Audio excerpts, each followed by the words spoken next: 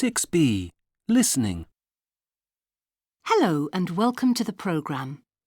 Now, we all know that the amount of sleep you get each night can affect your work and your ability to interact with others. Health specialists say that the amount of sleep the average person needs is between 7 and 9 hours per night.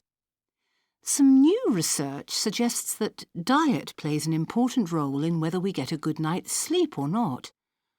Dietitian Richard Vickers is here with us in the studio to tell us more.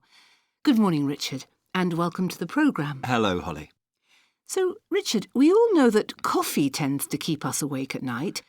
What else should we avoid at dinner time? Well, actually, Holly, it isn't only coffee that can disturb sleep. It is any food or beverage that contains caffeine. For example, chocolate or tea or many soft drinks.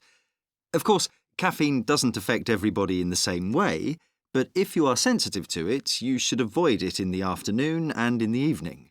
That way, it won't keep you awake at night. Is there anything else that can potentially stop us sleeping? Yes, there is. Your sleep can be disturbed if your dinner has a high fat content. The body takes a long time to digest fat, which can make you feel very uncomfortable when you go to bed. People who have extra butter on their bread or cream with their dessert often complain of heartburn or indigestion when they go to bed. That makes sense.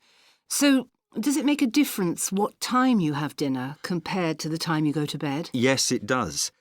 People who suffer from heartburn or indigestion should avoid eating late at all costs. Lying down with a full stomach makes it much more difficult for the body to digest food, causing discomfort and sometimes pain.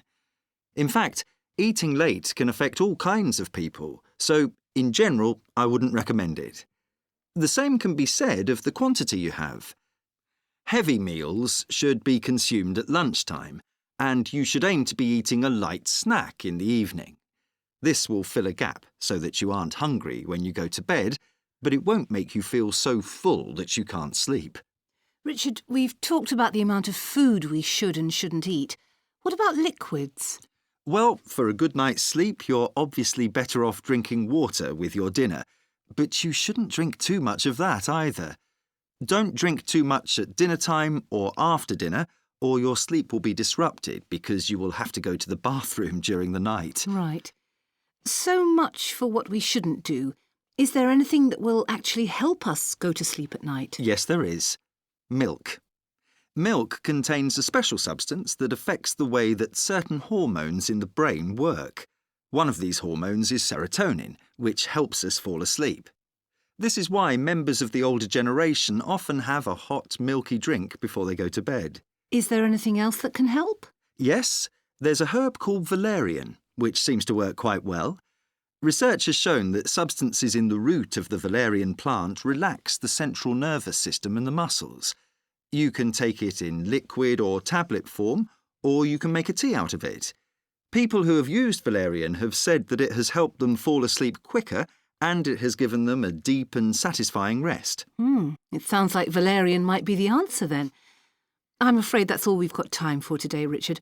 Thank you so much for joining us. My pleasure.